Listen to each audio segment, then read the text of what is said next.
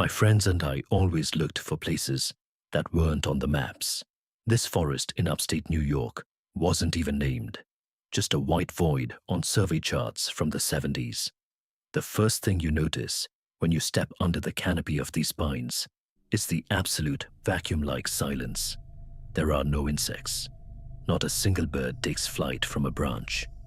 There is only the crunch of dry needles under your boots, a sound that feels too loud, almost indecent in this deathly mute zone. The first night was strange. Around 3 a.m., I woke up to someone calling my name. The voice was coming from the thicket, maybe 10 yards from the tent. It was my younger brother's voice, but he was back in the city.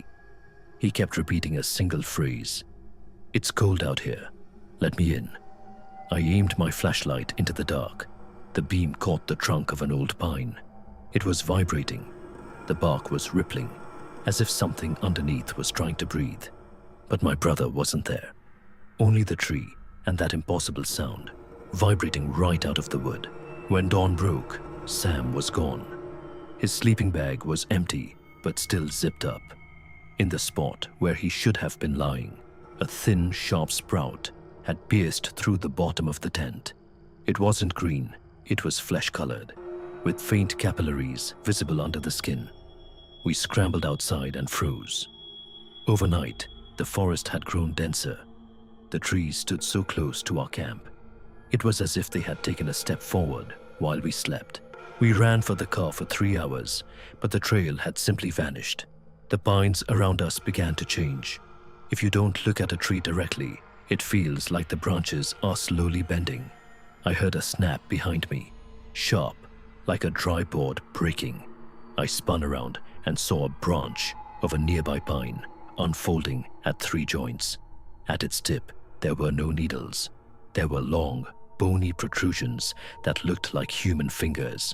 This thing didn't grow from the earth. It stood on it, camouflaging its long limbs as roots. We found what was left of Sam. He was standing in the middle of a clearing, his back pressed against a massive pine. His legs had already become part of the root system.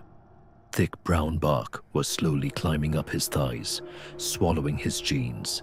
He was still alive, but his eyes were filmed over with yellow resin.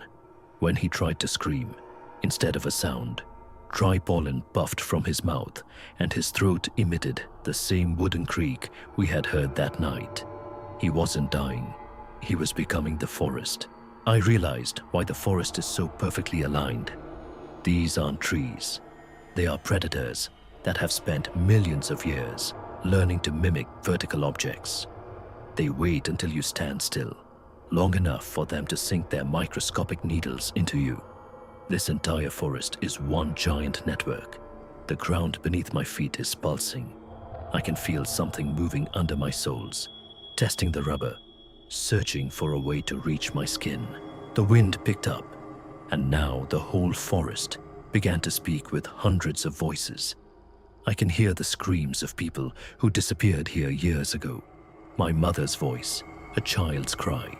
All these sounds are created by the friction of dry bark against bark. They don't just eat us, they take our voices to lure the next ones in.